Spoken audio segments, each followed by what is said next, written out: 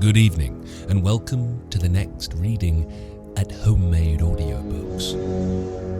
Let's head off to a seaside audio escape nestled in the coastal paradise of Amity.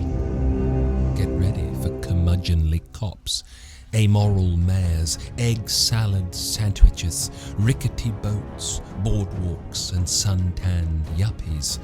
Oh, and there's also a slick full of salt, sex, sea dogs, and sharks. It's time for Peter Benchley's Jaws.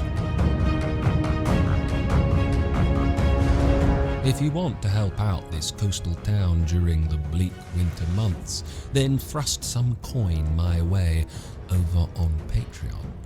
Big thanks to wintertime Amity resident Chris L., who has been with me from the very beginning. Enjoy listening. Part 1. Chapter 4. For the next few days, the weather remained clear and unusually calm. The wind came softly, steadily from the southwest, a gentle breeze that rippled the surface of the sea but made no whitecaps. There was a crispness to the air only at night, and after days of constant sun, the earth and sand had warmed. Sunday was the 20th of June. Public schools still had a week or more to run before breaking for the summer, but the private schools in New York had already released their charges. Families who owned summer houses in Amity had been coming out for weekends since the beginning of May. Summer tenants, whose leases ran from the 15th of June to 15th of September, had unpacked and, familiar now with where linen closets were, which cabinets contained good china, and which, the everyday stuff, and which beds were softer than others, were already beginning to feel at home. By noon, the beach in front of Scotch and Old Mill Roads was speckled with people. Husbands lay semi-comatose on beach towels, trying to gain strength from the sun before an afternoon of tennis and the trip back to New York on the Long Island Railroad's Cannonball. Wives leaned against aluminium backrests, reading Helen McKinn's and John Cheever and Taylor Caldwell, interrupting themselves now and then to pour a cup of dry vermouth from the Scotch cooler. Teenagers lay serried in tight, symmetrical rows, the boys enjoying the sensation of grinding their pelvises into the sand, thinking of pudenda, and occasionally stretching their necks to catch a brief glimpse of some exposed, wittingly or not, by girls who lay on their backs with their legs spread. These were not Aquarians. They uttered none of the platitudes of peace or pollution, of justice or revolt. Privilege had been bred into them with genetic certainty. As their eyes were blue or brown, so their tastes and consciences were determined by other generations. They had no vitamin deficiencies, no sickle cell anemia. Their teeth, thanks either to breeding or to orthodontia, were straight and white and even. Their bodies were lean, their muscles toned by boxing lessons at age 9, riding lessons at 12, and tennis lessons ever since. They had no body odour. When they sweated, the girls smelled faintly of perfume. The boys smelled simply clean. None of which is to say that they were either stupid or evil. If their IQs could have been tested en masse, they would have shown native ability well within the top 10% of all mankind. And they were being educated at schools that provided every discipline, including exposure to minority group sensibilities, revolutionary philosophies, ecological hypotheses, political power tactics, drugs, and sex. Intellectually, they knew a great deal.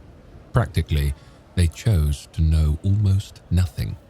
They had been conditioned to believe, or if not to believe, to sense, that the world was really quite irrelevant to them, and they were right.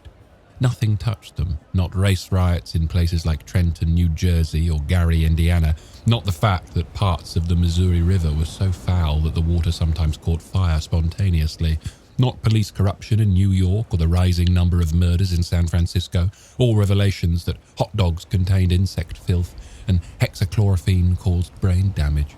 They were inured even to the economic spasms that racked the rest of America. Undulations in the stock markets were nuisances noticed, if at all, as occasions for fathers to bemoan real or fancied extravagances.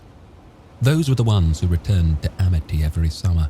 The others, and there were some, mavericks, marched and bleated and joined and signed and spent their summer working for acronymic social action groups. But because they had rejected amity and, at most, showed up for an occasional Labor Day weekend, they too were irrelevant. The little children played in the sand at the water's edge, digging holes and flinging muck at each other, unconscious and uncaring of what they were and what they would become. A boy of 6 stopped skimming flat stones out into the water. He walked up the beach to where his mother lay dozing, and he flopped down next to her towel. "Hey, Mom," he said, limbing aimless doodles with his finger in the sand. His mother turned to look at him, shielding her eyes from the sun. "What?" Bored." "How can you be bored? It isn't even July." "Oh, I don't care, I'm bored. I don't have anything to do." "You got a whole beach to play on." "I know, but there's nothing to do on it. Boy, am I bored." "Why don't you go throw a ball?" "With who? There's nobody here." "I saw a lot of people. Have you looked for the Harrises? What about Tommy Converse?" "They're not here. Nobody's here." "Sorry, I'm bored." "Oh, for God's sake, Alex." "Can I go swimming?" "No, it's too cold." "How do you know?" "I know, that's all. Besides, you know you can't go alone." "Will you come with me?" "Into the water? Certainly not." No, I mean just to watch me." "Alex, Mum is pooped, absolutely exhausted. Can't you find anything else to do?" "Can I go out on my raft?"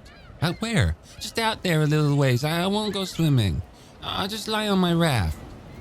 His mother sat up and put on her sunglasses. She looked up and down the beach.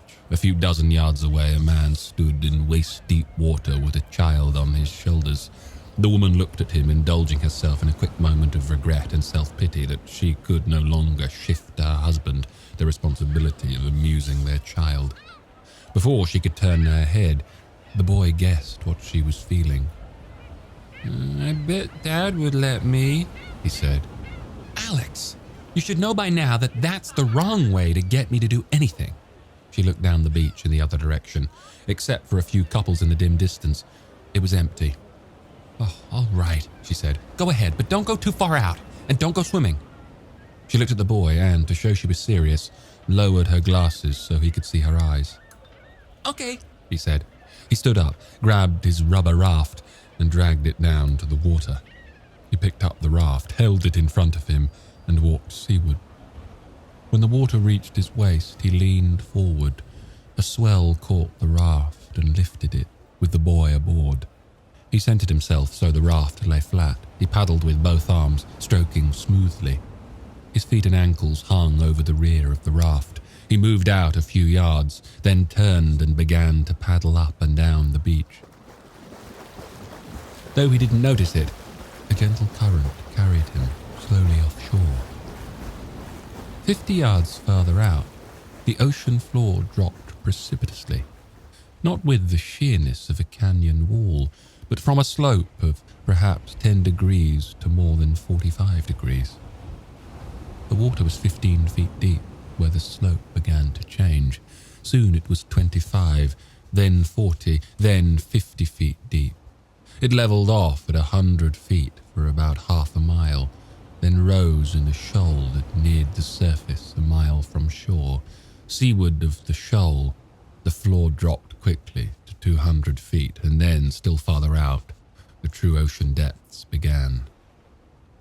In 35 feet of water, the great fish swam slowly, its tail waving just enough to maintain motion.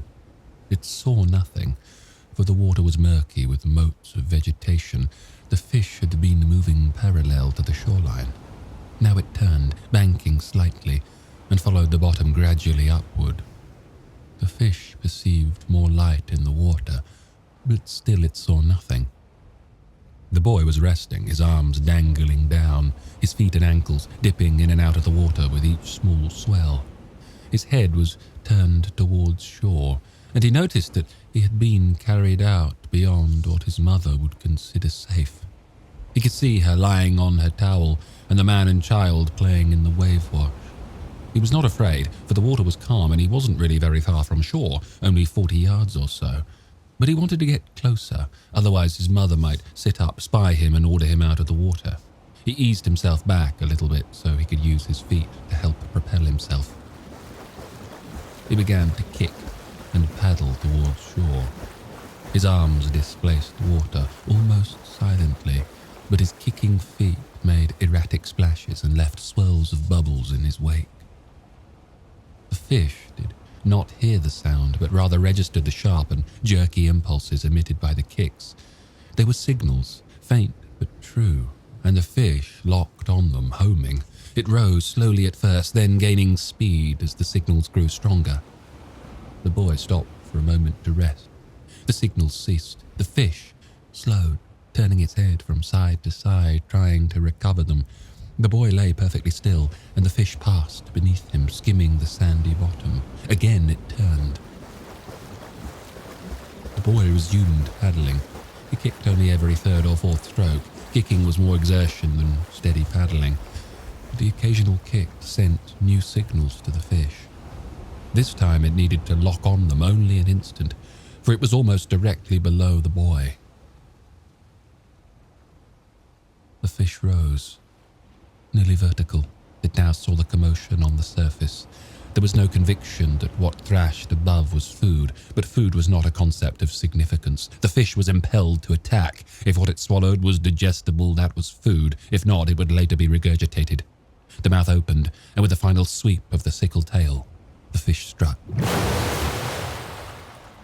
The boy's last, only thought was that he had been punched in the stomach. The breath was driven from him in a sudden rush. He had no time to cry out, nor, had he had the time, would he have known what to cry, for he could not see the fish. The fish's head drove the raft out of the water. The jaws smashed together, engulfing head, arms, shoulders, trunk, pelvis, and most of the raft. Nearly half the fish had come clear of the water, and it slid forward and down in a belly-flopping motion, grinding the mass of flesh and bone and rubber. The boy's legs were severed at the hip, and they sank, spinning slowly to the bottom. On the beach, the man with the child shouted, "Hey!" He was not sure what he had seen. He had been looking towards the sea, then started to turn his head when an uproar caught his eye. He jerked his head back seaward again, but by then there was nothing to see but the waves made by the splash, spreading outward in a circle. "Did you see that?" he cried. "Did you see that?" "What, Daddy, what?" His child stared up at him, excited. "Out there! A shark or a whale or something. Something huge." The boy's mother, half asleep on her towel, opened her eyes and squinted at the man. She saw him point towards the water and heard him say something to the child, who ran up the beach and stood by a pile of clothing. The man began to run towards the boy's mother, and she sat up. She didn't understand what he was saying, but he was pointing at the water, so she shaded her eyes and looked out to sea. At first, the fact that she saw nothing didn't strike her as odd. Then she remembered, and she said, "Alex?" Brody was having lunch: baked chicken, mashed potatoes and peas. "Mashed potatoes?" he said as Ellen served him. "What are you trying to do to me?"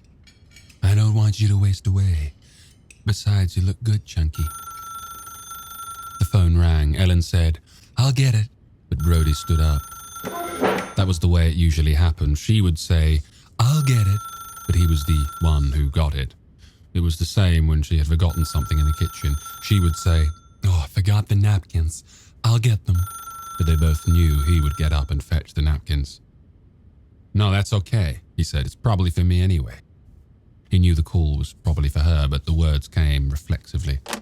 "Bixby, Chief," said the voice from the station house. "What is it, Bixby?" "I think you better come down here." "Why's that?" "Well, it's like this, Chief." Bixby obviously didn't want to go into details. Brody heard him say something to someone else, then returned to the phone. I've got this hysterical woman on my hands, Chief." "What's she hysterical about?" Her kid. Out by the beach. A twinge of unease shot through Brody's stomach. What happened? It's Bixby faltered, then said quickly, Thursday. "Listen, asshole." Brody stopped. For now, he understood. "I'll be right there." He hung up the phone. He felt flushed, almost feverish. Fear and guilt and fury blended in a thrust of gut-wrenching pain. He felt at once betrayed and betrayer, deceived and deceiver. He was a criminal forced into crime, an unwilling whore.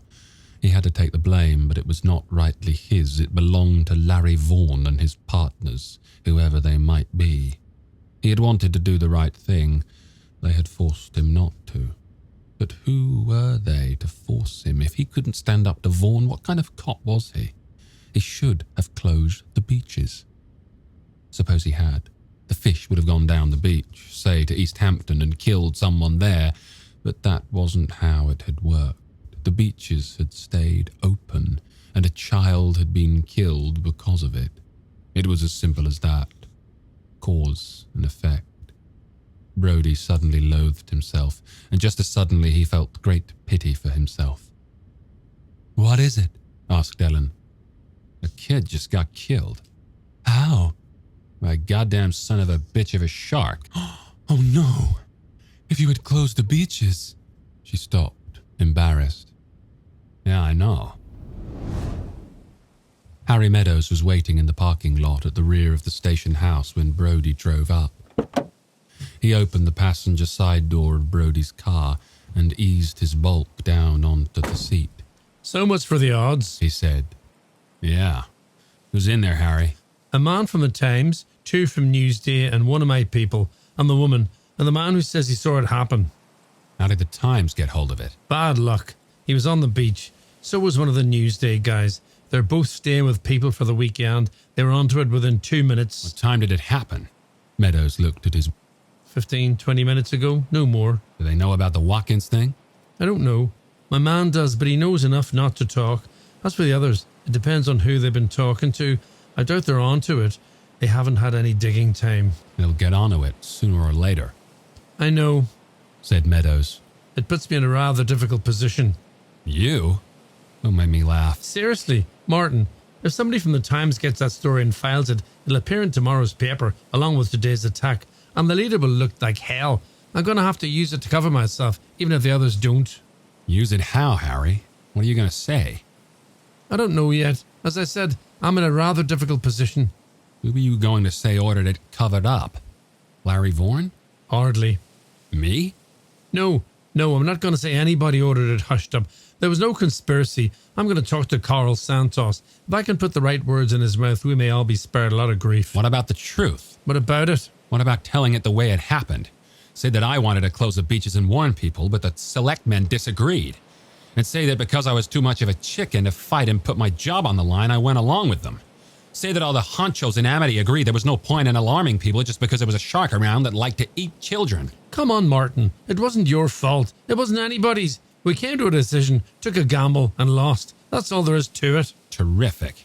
Now we'll just go tell the kid's mother that we're terribly sorry we had to use her son for chips." Brody got out of the car and started for the back door of the station house. Meadows, slower to extract himself, followed a few paces behind. Brody stopped. "You know what I'd like to know, Harry?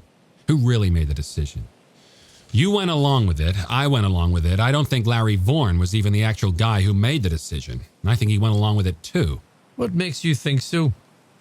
"I'm not sure. Do you know anything about his partners in the business?" He doesn't have any real partners, does he? "I'm beginning to wonder. Anyway, fuck it. For now." Brody took another step, and when Meadows still followed him, he said, "You better go around front, Harry, for appearance's sake." Brody entered his office through a side door. The boy's mother was sitting in front of the desk, clutching a handkerchief. She was wearing a short robe over her bathing suit. Her feet were bare. Brody looked at her nervously, once again feeling the rush of guilt. He couldn't tell if she was crying, for her eyes were masked by huge, round sunglasses. A man was standing by the back wall. Brody assumed he was the one who claimed to have witnessed the accident. He was gazing absently at Brody's collection of memorabilia, citations from community service groups, pictures of Brody with visiting dignitaries. Not exactly the stuff to command much attention from an adult, but staring at it was preferable to risking conversation with the woman. Brody had never been adept at consoling people, so he simply introduced himself and started asking questions. The woman said she had seen nothing. One moment the boy was there, the next he was gone. And all I saw were pieces of his raft. Her voice was faint but steady. The man described what he had seen, or what he thought he had seen. So no one actually saw this shark, Brody said, courting a faint hope in the back of his mind. No, said the man. I guess not. But what else could it have been? Any number of things. Brody was lying to himself as well as to them, testing to see if he could believe his own lies, wondering if any alternative to reality could be made credible. The raft could have gone flat, and the boy could have drowned. Alex is a good swimmer, the woman protested. Or was. And what about the splash? Said the man. The boy could have been thrashing around. He never cried out, not a word.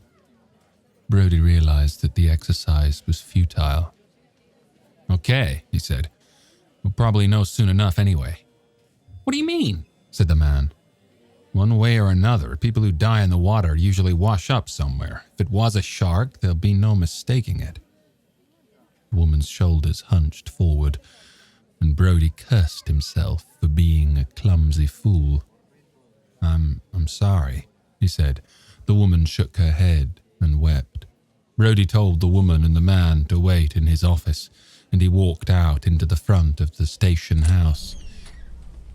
Meadows was standing by the outer door, leaning against the wall.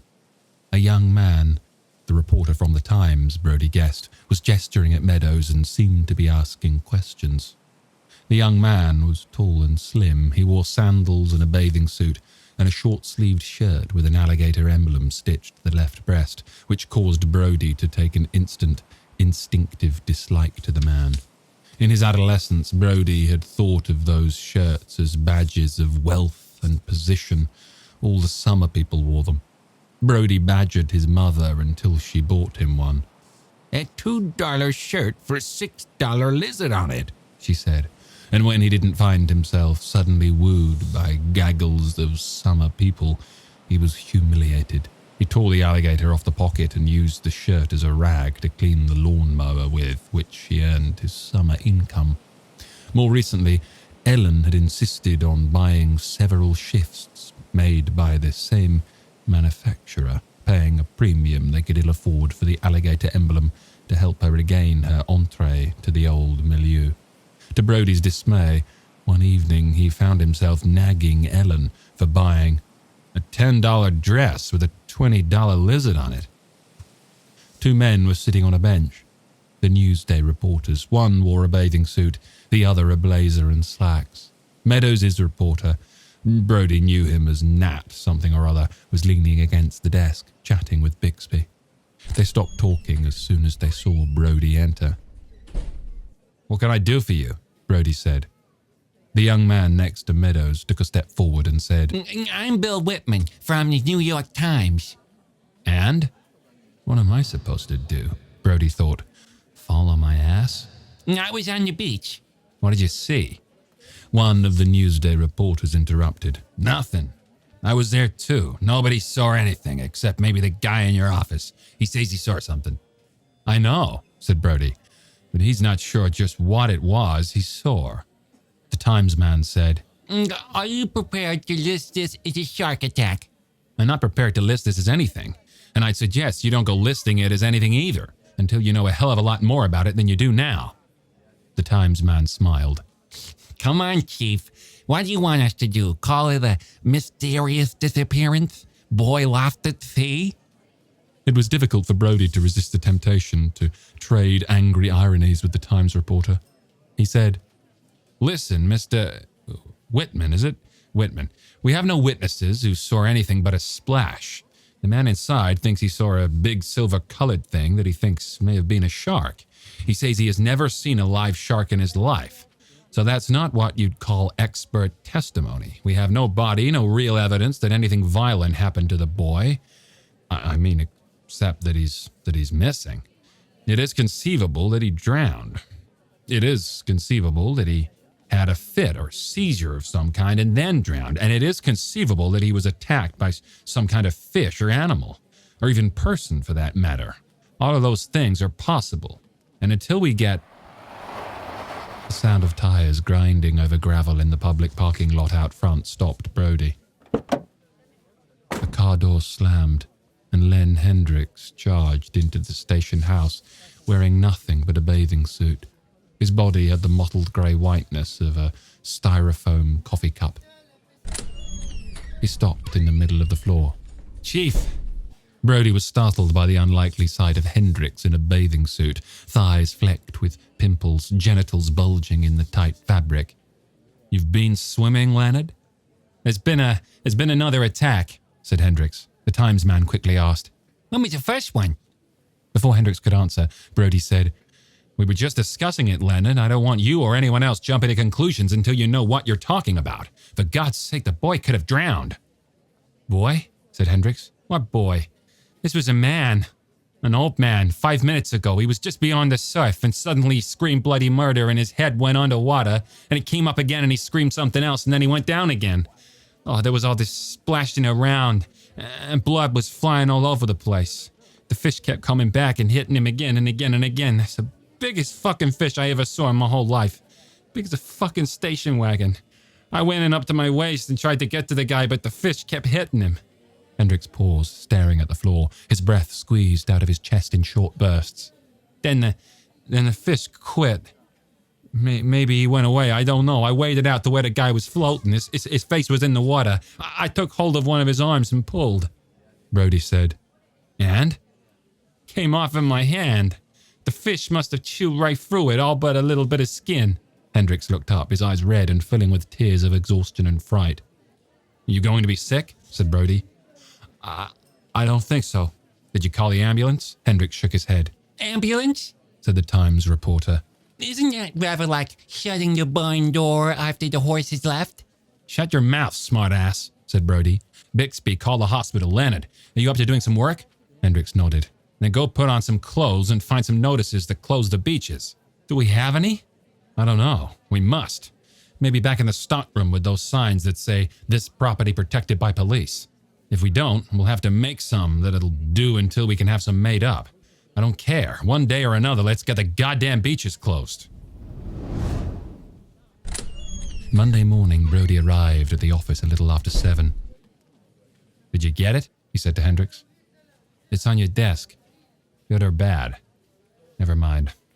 I'll go see for myself. You won't have to look too hard."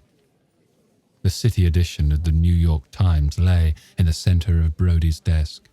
About 3/4 of the way down, the right-hand column on page 1, he saw the headline. "Shark kills 2 on Long Island."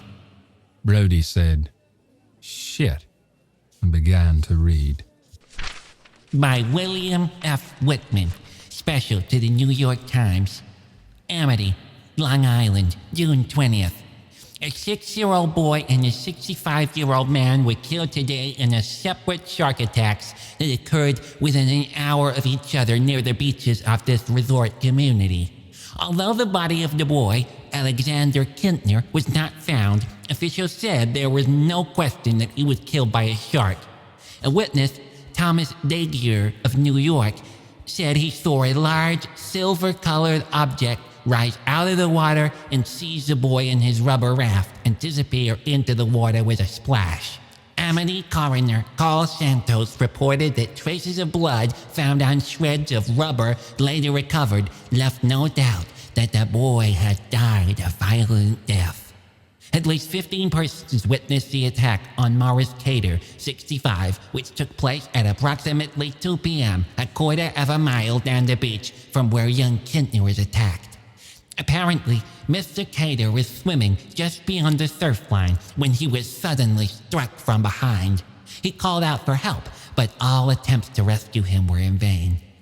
I went in up to my waist and tried to get to him, said Amity Police Officer Leonard Hendricks, who was on the beach at the time, but the fish kept hitting him. Mr. Cater, a jewelry wholesaler with offices at 1224 Avenue of the Americas, was pronounced dead on arrival at Southampton Hospital. These incidents are the first documented cases of attacks on bathers on the eastern seaboard in more than 2 decades. According to Dr. David Dieter, an ichthyologist at the New York Aquarium at Colony Island, it is logical to assume, but by no means a certainty, that both attacks were the work of one shark. At this time of year in these waters, said Dr. Dieter, there are very few sharks. It's rare at any time of year for sharks to come so close to the beach, so the chances that 2 sharks would be off the same beach at virtually the same time and would each attack someone are infinitesimal. When informed that one witness described the shark that attacked Mr. Cater as being as large as a station wagon, Dr. Dieter said the shark was probably a great white, Carcharodon carcharius, a species known throughout the world for its voraciousness and aggressiveness. In 1916, he said, a great white killed 4 bathers in New Jersey on one day, the only other recorded instance of multiple shark attack fatalities in the United States in this century. Dr. Dieter attributed the attacks to bad luck, like a flash of lightning that hits a house. The shark was probably just passing by. It happened to be a nice day, and there happened to be people swimming, and he happened to come along. It was pure chance. Amity is a summer community on the shore of Long Island, approximately midway between Bridgehampton and East Hampton, with a wintertime population of 1,000. In the summer, the population increases to 10,000. Brody finished reading the article and set the paper on the desk. Chance, that doctor said, pure chance. What would he say if he knew about the first attack? Still pure chance, or would it be negligence? Gross and unforgivable. There were 3 people dead now, and 2 of them could still be alive, if only Brody had. You've seen the Times? Said Meadows, who was standing in the doorway. Yeah, I've seen it. They didn't pick up the Watkins thing. I know. Kind of curious, especially after Len's little slip of the tongue. But you did use it. I did. I had to. Here. Meadows handed Brody a copy of the Amity Leader. The banner headline ran across all 6 columns of page 1. 2 killed by monster shark off Amity Beach. Below that, in smaller type, a subhead. Number of victims of killer fish rises to 3. You sure get your news up high, Harry. Read on. Brody read. 2 summer visitors to Amity were brutally slain yesterday by a man-eating shark that attacked them as they frolicked in the chill waters off the Scotch Road beach. Alexander Kintner, aged 6, who lived with his mother in the Gooseneck Lane house owned by Mr. and Mrs. Richard Packer, was the first to die, attacked from below as he lay on a rubber raft. His body has not been found. Less than half an hour later, Morris Cater, 65, who was spending the weekend at the Abelard Arms Inn, was attacked from behind as he swam in the gentle surf off the public beach. The giant fish struck again and again, savaging Mr. Cater as he cried for help. Patrolman Len Hendricks, who by sheer coincidence was taking his first swim in 5 years, made a valiant attempt to rescue the struggling victim, but the fish gave no quarter. Mr. Cater was dead by the time he was pulled clear of the water. The deaths were the second and third to be caused by shark attack off Amity in the past 5 days. Last Wednesday night, Miss Christine Watkins, a guest of Mr. and Mrs. Foote of Old Mill Road, went for a swim and vanished. Thursday morning, Police Chief Martin Brody and Officer Hendricks recovered her body. According to Coroner Carl Santos, the cause of death was definitely and incontrovertibly shark attack. Asked why the cause of death was not made public, Mr. Santos declined to comment. Brody looked up from the paper and said, "Did Santos really decline to comment?" No, he said nobody but you and I had asked him about the cause of death, so he didn't feel compelled to tell anybody. As you can see, I couldn't print that response. It would have pinned everything on him, you and me. I had hoped I could get him to say something like, her family requested that the cause of death be kept private, and since there was obviously no crime involved, I agreed. But he wouldn't. I can't say I blame him. So what did you do? I tried to get hold of Larry Vaughan, but he was away for the weekend, and I thought he'd be the best official spokesman. And when you couldn't reach him? Read. It was understood, however, that Amity police and government officials had decided to withhold the information in the public interest. People tend to overreact when they hear about a shark attack, said one member of the board of selection. We didn't want to start a panic, and we had an expert's opinion that the odds against another attack were astronomical. Who was your talkative selectman? Asked Brody. All of them and none of them, said Meadows. It's basically what they all said, but none of them would be quoted. What about the beaches not being closed? Did you go into that? You did. I did? Asked why he had not ordered the beaches closed until the marauding shark was apprehended, Chief Brody said, the Atlantic Ocean is huge. Fish swim in it and move from place to place. They don't always stay in one area, especially an area like this where there is no food source. What are we going to do? Close the Amity beaches and people would just drive out to East Hampton to go swim in there? And there's just as good a chance that they get killed in East Hampton as in Amity. After yesterday's attacks, however, Chief Brody did order the beaches closed until further notice. Jesus, Harry, said Brody. You really put it to me. You've got me arguing a case I don't believe, then being proved wrong and forced to do what I wanted to do all along. That's a pretty shitty trick. It wasn't a trick. I had to give the official line, and with Vaughan away, you were the logical one. You admit that you agreed to go along with the decision, so, reluctantly or not, you supported it. I didn't see any point in airing all the dirty laundry of private disputes. I suppose. Anyway, it's done. Is there anything else I should read in this? No. I just quote Matt Hooper, that fellow from Woods Hole. He says it would be remarkable if we ever have another attack, but he's a little less sure than he was last time. Does he think one fish is doing all of this? He doesn't know, of course, but offhand, yes. He thinks it's a big white. I do too. I mean, I don't know whites from greens or blues, but I think it's one shark. I'm not sure exactly. Yesterday afternoon, I called the Coast Guards out on Montauk.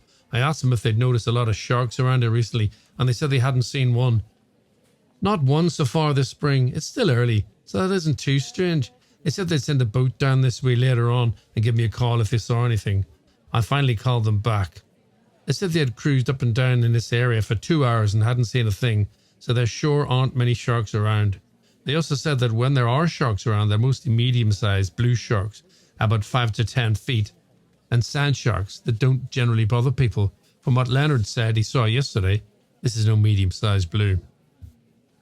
Hooper said there was one thing we could do. Meadows said. Now that you got the beaches closed down, we could spread fish guts and goodies like that around in the water. If there's a shark around, he said, that will bring him running. Oh, great. That's what we need to attract sharks. And what if he shows up? What do we do then? Catch him? With what? My trusty spinning rod? No, a harpoon. A harpoon, Harry? I don't even have a police boat, let alone a boat with harpoons on it. There are fishermen around. They have boats. Yeah, for 150 a day or whatever it is. True, but it still seems to me. A commotion out in the hall stopped Meadows in mid-sentence. He and Brody heard Bixby say, I told you, ma'am, he's in conference. Then a woman's voice said, Bullshit! I don't care what he's doing, I'm going in there. The sound of running feet, first one pair, then two. The door to Brody's office flew open, and standing in the doorway, clutching a newspaper, tears streaming down her face, was Alexander Kintner's mother. Bixby came up behind her and said, I'm sorry, Chief. I tried to stop her. That's okay, Bixby, said Brody. Come in, Mrs. Kintner. Meadows stood and offered her his chair, which was the closest one to Brody's desk. She ignored him and walked up to Brody, who was standing behind his desk. What can I do? The woman slapped the newspaper across his face. It didn't hurt Brody so much as startle him, especially the noise, a sharp report that rang deep into his left ear.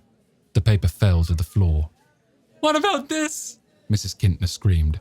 What about it? What about what? Said Brody.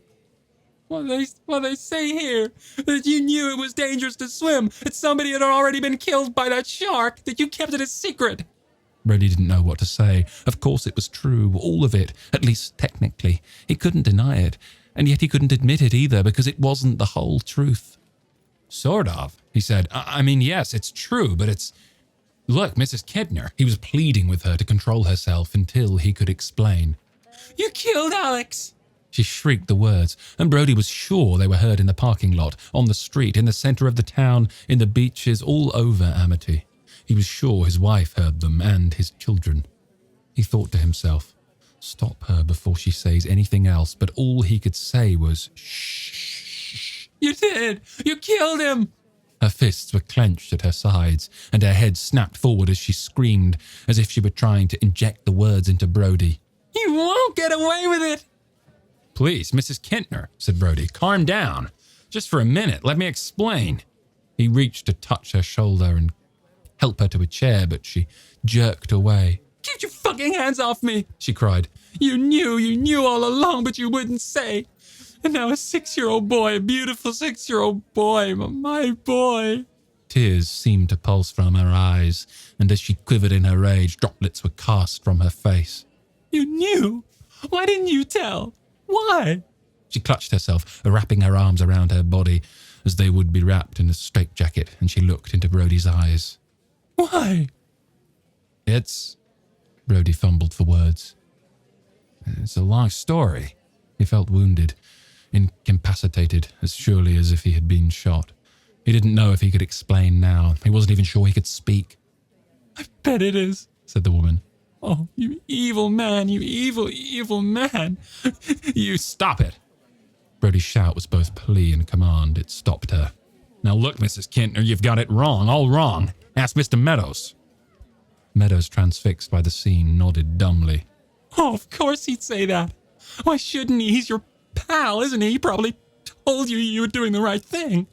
Her rage was mounting again, flooding, resuscitated by a new burst of emotional amperage. Oh, you probably decided it together. Oh, that makes it easier, doesn't it? Did you make money? What? Did you make money from my son's blood? Did someone pay you not to tell what you knew? Brody was horrified. No, Christ, of course not. Then why? Tell me why. I'll pay you. Just tell me why. Because we didn't think it could happen again. Brody was surprised by his brevity. That was it, really, wasn't it? The woman was silent for a moment, letting the words register in her muddled mind. She seemed to repeat them to herself. She said, oh. Then, a second later, Jesus. All of a sudden, as if a switch had been turned somewhere inside her, shutting off power, she had no more self-control. She slumped into the chair next to Meadows and began to weep in gasping, choking sobs. Meadows tried to calm her, but she didn't hear him. She didn't hear Brody when he told Bixby to call a doctor, and she saw, heard, and felt nothing when the doctor came into the office, listened to Brody's description of what had happened, tried to talk to her, gave her a shot of Librium, led her, with the help of one of Brody's men, to his car, and drove her to the hospital. When she had left, Brody looked at his watch and said, It's not even 9 o'clock yet. If ever I felt like I could use a drink. Wow. If you're serious, said Meadows. I have some bourbon back in my office. No. If this was any indication of how the rest of the day is going to go, I better not fuck up my head. It's hard, but you've got to try not to take what you said too seriously. I mean, the woman was in shock for one thing. I know, Harry. Any doctor would say she didn't know what she was saying. The trouble is, I'd already thought a lot of the things she was saying. Not in those words, maybe, but the thoughts were the same. Come on, Martin. You know you can't blame yourself. I know. I could blame Larry Vaughan, or maybe even you, but the point is the 2 deaths yesterday could have been prevented. I could have prevented them, and I didn't, period. The phone rang. It was answered in the other room, and a voice on the intercom said, It's Mr. Vaughan. Brody pushed the lighted button, picked up the receiver, and said, Hi, Larry. Did you have a nice weekend? Until about 11 o'clock last night, Said Vaughan. when I turned on my car radio driving home. I was tempted to call you last night, but I figured you had a rough enough day without being bothered at that hour. That's one decision I agree with. Don't rub it in, Martin. I feel bad enough. Brody wanted to say, Do you, Larry? He wanted to scrape the wound raw, to unload some of the anguish onto someone else, but he knew it was both unfair to attempt and impossible to accomplish. So all he said was, Sure. I had had 2 cancellations already this morning. Big leases, good people. They had already signed, and I told them I could take them to court. They said, go ahead, we're going somewhere else. I'm scared to answer the phone. I still have 20 houses that aren't rented for August. I wish I could tell you different, Larry, but it's going to get worse. What do you mean? With the beaches closed. How long do you think you'll have to keep them closed? I don't know, as long as it takes. A few days, maybe more. You know that the end of the next week is the 4th of July weekend. Sure, I know. It's already too late to hope for a good summer, but we may be able to salvage something. For August, at least, if the 4th is good. Brody couldn't read the tone in Vaughan's voice. Are you arguing with me, Larry? No, I guess I was thinking out loud. Or praying out loud. Anyway, you plan to keep the beaches closed until what? Indefinitely? How will you know when that thing's gone away? I haven't had time to think that far ahead. I don't even know why it's here. Let me ask you something, Larry, just out of curiosity. What? Who are your partners? It was a long moment before Vaughan said, Why do you want to know? What does that have to do with anything? like I said, just curiosity. You keep your curiosity for your job, Martin. Let me worry about my business. Sure, Larry, no offense. So, what are we gonna do? We can't just sit around and hope it will go away. We could starve to death while we waited. I know. Meadows and I were just talking about our options. A fish expert friend of Harry's says we could try to catch the fish. What would you think about getting up a couple of $100s to charter Ben Gardner's boat for a day or two? I don't know that he's ever caught any sharks, but it might be worth a try. Anything's worth a try. Just so we get rid of that thing and go back to making a living. Go ahead. Tell him I'll get the money from somewhere. Brody hung up the phone and said to Meadows, I don't know why I care, but I give my ass to know more about Mr. Vaughan's business affairs. Why? He's a very rich man.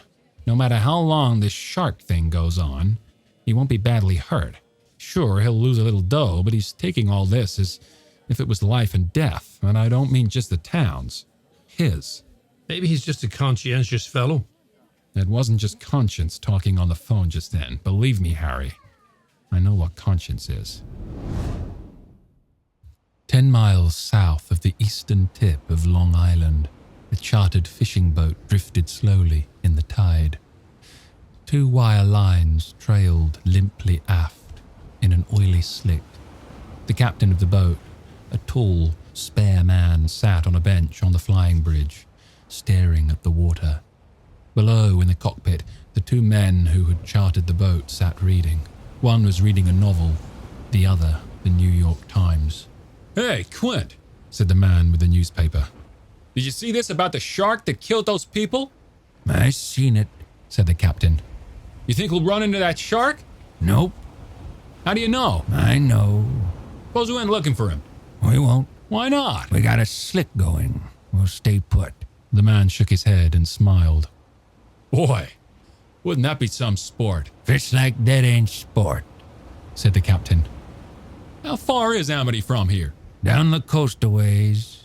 Well, if he's around here somewhere, you might run into him one of these days. We'll find one another all right. But not today.